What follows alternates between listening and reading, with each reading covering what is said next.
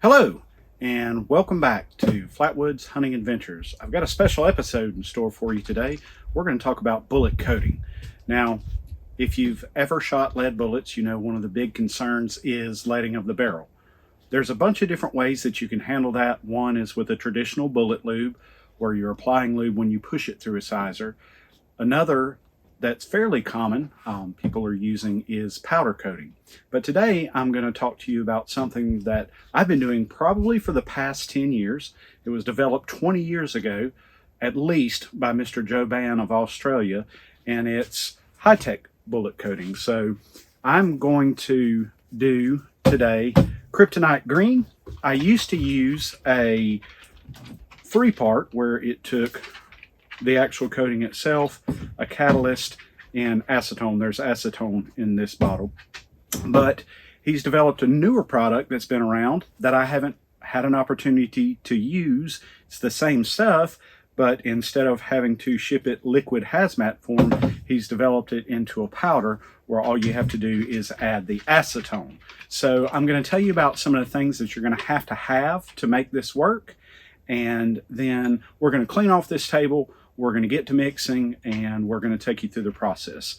So things to have on hand: paper towels. Paper towels is a must, if not rags that you don't mind getting rid of. I use a wire mesh to hold my bullets when they're baking. And this is actually a vegetable tray that I picked up from a local Walmart and bent it into shape so it had a lip around it. This is what I use. I've got about 15 of them. I used to cast commercially. That's the Mark V over here. You're going to need acetone, a funnel. Once you use this funnel for bullet coating, only use it for bullet coating. This is a kitchen funnel.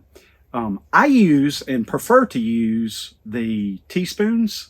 It's just how I've done with liquids for years. I had to do some conversion today. You're going to need some sort of timer. This is a salon timer. We'll talk about that when we get towards baking. You're going to need the bullet coating itself. It is in a powder form. You're going to need something to hold up the mixed up bullet coating. I like to use these dishwashing liquid detergent bottles. They work real good. You're going to need some teaspoons. Once you use these in the bullet shop, make sure they stay in the bullet shop. You're going to need some gloves. I use these so I don't have to wash my hands with acetone. It will come off with acetone, but you take a little scrubbing sometimes. You're going to need a scale so you can weigh out your bullets. You're going to need your bullets themselves, and these I cast just the other day. These are the NOE 135 grain, and they're made specifically for the Hi-Tek coating. These are 9 millimeters. I've already measured 5 pounds here, so we won't have to measure them on my kitchen scale. Also, once you use the kitchen scale with lead, make sure it stays in the bullet shop. And we've got, this is why would I need a hammer? You'll see. I need a hammer and something to smash the bullet with, because that's how we test it to make sure that the coating adheres. This is actually a piece of cut down saw that they use to cut down big trees. Cut a portion out of it, uses really good for smashing those bullets. So I'm going to clean this table off in just a second here, and let me get it cleaned off and get some of these things out of my way, put my timer back where it belongs. Oh, one more thing you're going to need. You're going to need an oven. I use a Breville oven. I've done this for 10 years. I've been through a bunch of different types of convection ovens. These have quartz heaters in them. They also work on convection. It really does a really good job to actually bake this coating on. Now, again, just like we said with all these other things, once you use it in the bullet shop, make sure it stays in the bullet shop. I think I mentioned it, but if I didn't, you're also going to need something to coat the bullets in. I use these. These actually used to hold chlorinating tablets for a pool. I don't own a pool anymore, and you're going to see some red on here.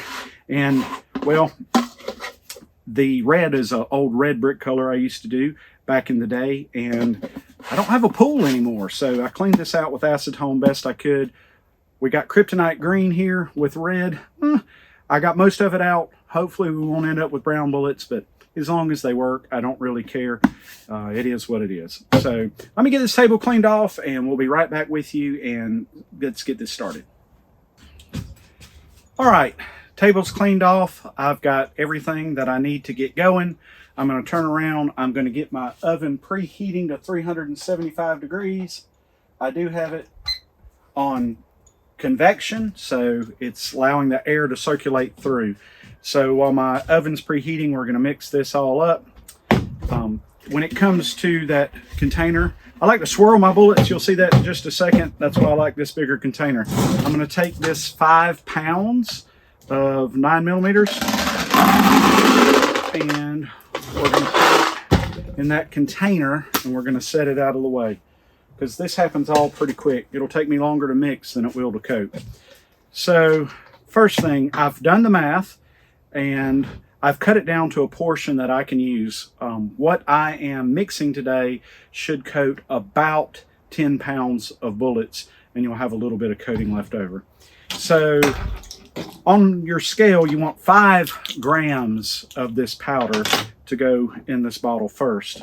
Well, that's about 77 grains, and instead of having to measure it out every time, I've come to the conclusion that 2.5 teaspoons of this coating is going to be 79 grains, which is really, really close. So there's 1 teaspoon, just leveled off here. 2 teaspoons. I said 2.5. I do apologize. 2.25.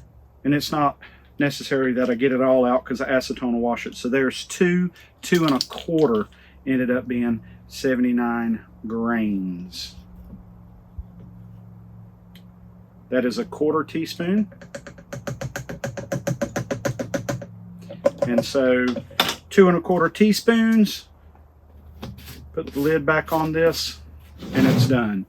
So 2.25 teaspoons and 25 milliliters of acetone. So this is in teaspoons. Sorry, the mailman showed up. So this, again, just to kind of recap, this is 2.25 teaspoons, I'm sorry, of the coating, and then we need 5 teaspoons of acetone. So there's 2.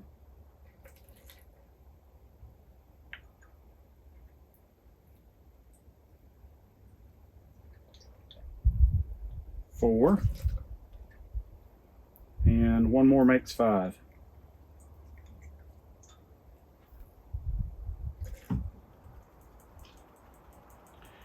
And so that's done. We're going to put the top on it, and we're going to shake it well.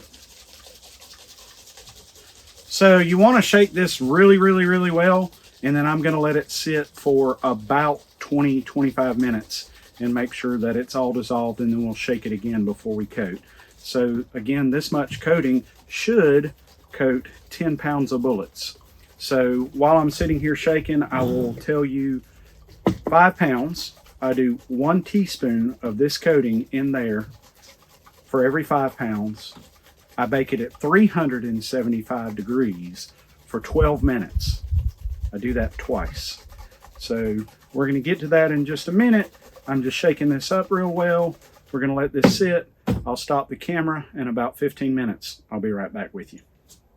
So it's been a little over 20 minutes. I've let this dissolve. I've been shaking it on and off throughout that 20 minutes. My oven is preheated behind me.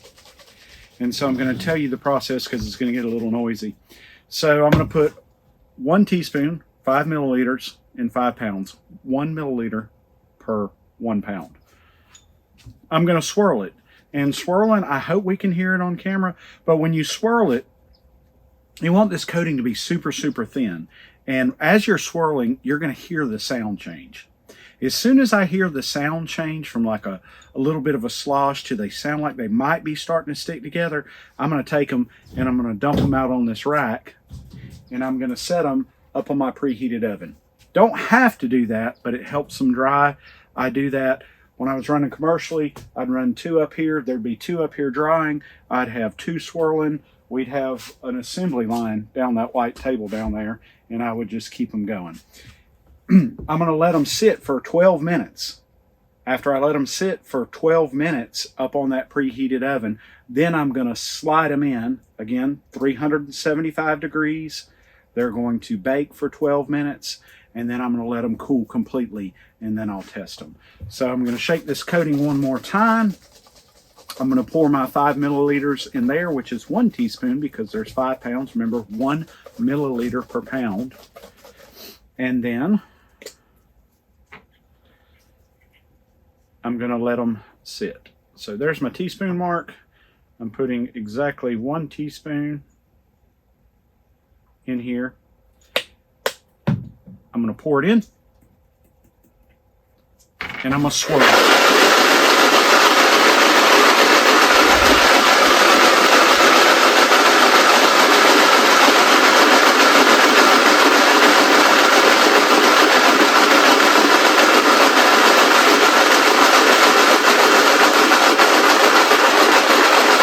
There it was. Nice cool aqua color. This is why you want gloves. So I'm just going to take them and spread them out on this plate. Hope you could hear that. Spread them out on this plate. They're now coated. I'm going to set them up here, and they'll sit for 12 minutes. 12-minute timer, and we'll stick them in an oven, and I'll be back with you in a second. So it's been 12 minutes and my timer's off. We're going to take these bullets and we're just going to stick them in the oven. So give them one last little shake. In the oven they go.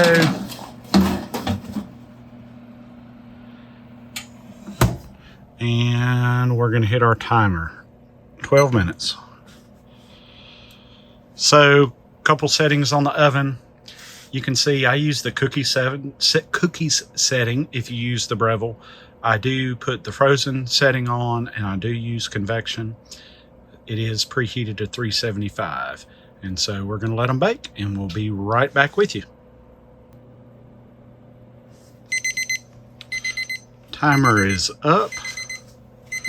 We're going to open the oven. I usually like to give them a good shake. And as you can see, they're quite a different color now. So maybe my rack will stay in there. So I'm going to set them to cool. I'm going to put them underneath a shop fan. For me, I'm going to let them cool a little quicker so I can get this video done a little faster. But they went from that aqua color to that. So that's the kryptonite green. My bullets are now cool. We're going to do a couple tests. The first one's going to be the acetone test. So I took a paper towel. I'm going to coat it with some acetone, and we're going to rub. Pick up a bullet, and we're going to rub. And we're going to see if that coating comes off. Nah. I think we're in good shape. We're in good shape. That's the color of the paper towel. There's no green or no blue on that. I'm going to set that bullet aside, and we've got one more test to do before we can recoat and rebake. So acetone, rub. If you get acetone color or bullet coating color on your paper towel, you've done something wrong. Either you didn't bake it, or your coating's too thick, or you didn't let it dry enough. There's a couple different things, and you can look. I'm going to leave the description down on the link below, some of the different things that can cause it to fail. Been doing this for a long time. I didn't really expect it to fail, even though I've never used the powder product in the past. So we're going to take it to the next step, and then we're going to recoat. So the next step's a little violent. This is why we had the hammer, and this is why we had the metal plate. So I'm actually going to smash the bullet. Sorry, this is going to be loud. I'm going to try to do this holding a gimbal in one hand and a hammer in the other. So here we go.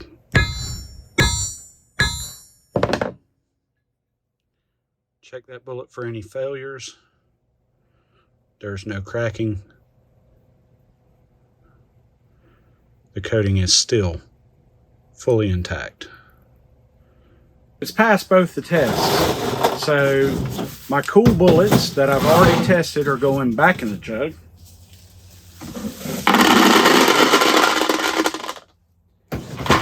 And we're going to repeat the process again. Make sure that you shake really well between coatings. Also, if you have some left over, I store mine in a little mini fridge in the back of the shop. I've used it months and months later and it still works. So again, we're going to go for 1 teaspoon for 5 pounds, 1 milliliter per pound. There are 5 milliliters in 1 teaspoon. So there's my teaspoon. We're going to listen for the change in sound. Pour. Set it aside. We're going to listen for that change in sound.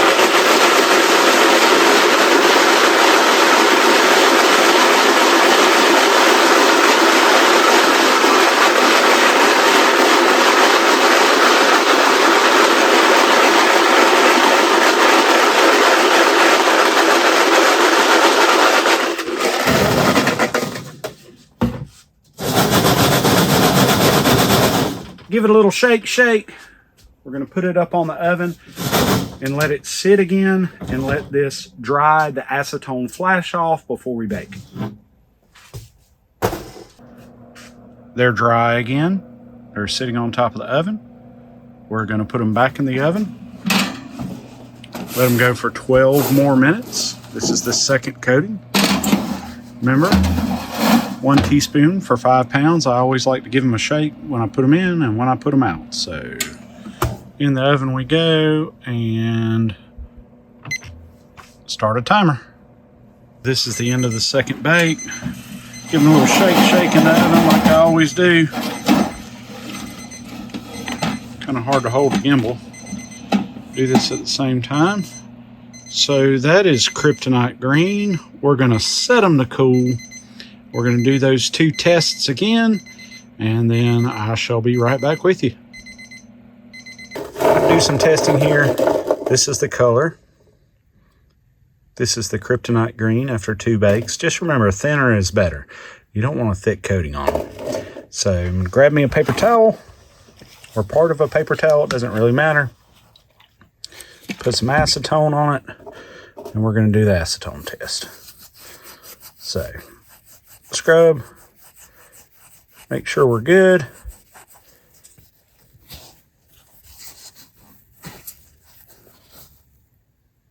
Think we're good. So got the bullet coat. About to do a smash test just to make sure. Again, this is going to be loud. I'm sorry.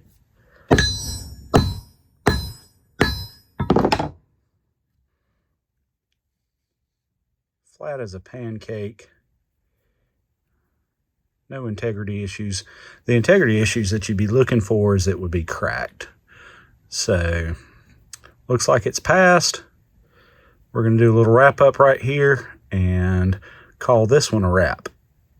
I hope that I have unveiled the mystery of coating bullets. It's not very hard. A bunch of different ways you can do it. It's just how I prefer to do it. I'm pretty impressed with the Hi-Tek green. It's a good looking color. We're gonna take these out. I think the next video you're gonna see is I'm gonna make some ballistic gel and we're gonna try them. I've got a Ruger carbine that I run suppressed. We're gonna do subsonic.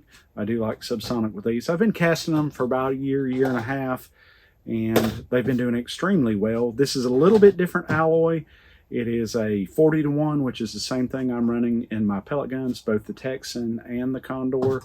But this is the NOE mold. This is a 135 grain.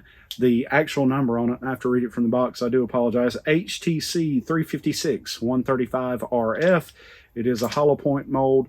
This one is in aluminum. I told you earlier I do prefer brass, but at the time this is the only one he had in stock. So took a little time. Got a couple sacrificial bullets that will just melt down again. You can throw these right back in the pot, and the little bullet coating rather will float to the top when it melts. Scoop it out, and so we really haven't wasted anything.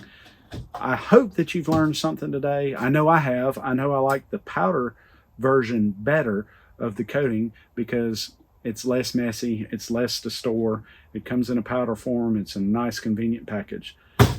Make sure that you like and subscribe if you like this video. Hope to see you soon.